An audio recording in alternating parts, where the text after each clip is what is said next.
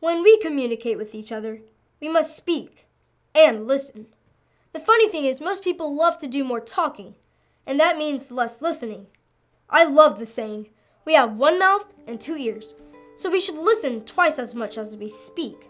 So, how do we become better listeners? I'm glad you asked, because I have 3 ways we can do just that on this episode of Rocket Kids. I'm Kyrun, and let's get this started.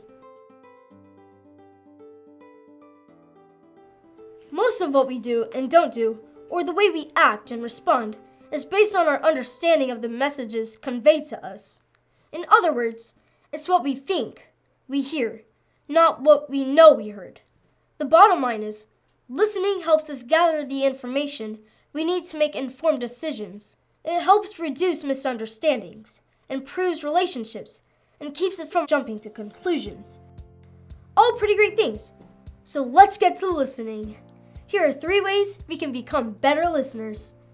Pay attention. This is all about focusing on the speaker and really hearing what is being said. Maybe we eliminate any distractions. Don't try to talk where there's a lot of noise, like the runway on an airport. Hard to hear over those airplanes, you know? And don't get stuck on the end of a bad connection. What? You're breaking up. Okay, I'll do it. I didn't hear a word they said. Listen until they have stopped talking. 'Cause if you're always interrupting, then how are you even going to know what they said if they can't even say it? Watch your cues. What we are doing and saying really does matter to the speaker. Maybe we are leaning in a touch. I like this because it helps me really focus on what they're saying. But what if I'm leaning back with my arms crossed? Yeah, a lot different, huh? The right facial expression at the right time is another good one that lets them know you hear them. If you are talking about something disappointing, but your friend is smiling or looking off somewhere, well, that would be weird, and you probably wouldn't want to continue. So, don't do that. Things like appropriate nods and eye contact are also great nonverbal responses. And don't forget the, I see. Oh, really? What? Get out of here. That's amazing. And I understand. They go a long way encouraging the speaker and let them know you are with them. Use these verbal and nonverbal cues, but don't be fake, because they're gonna know, and so will you. Slow it down.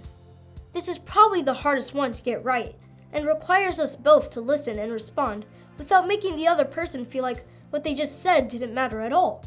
An active listener pays attention to what people say, how they say it, and why they are saying it. And to do that, we have to slow it down.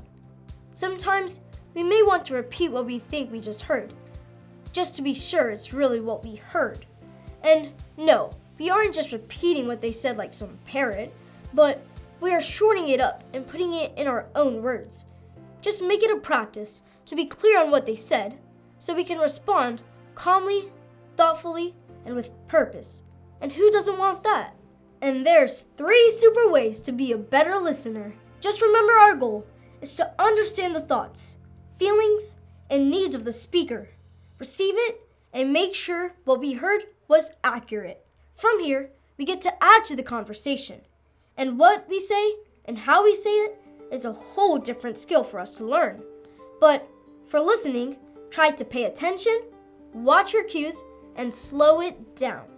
And that's this episode of Rocket Kids. I'm Kyrun. Thanks for being here. Thanks for listening. And always remember to be your best self.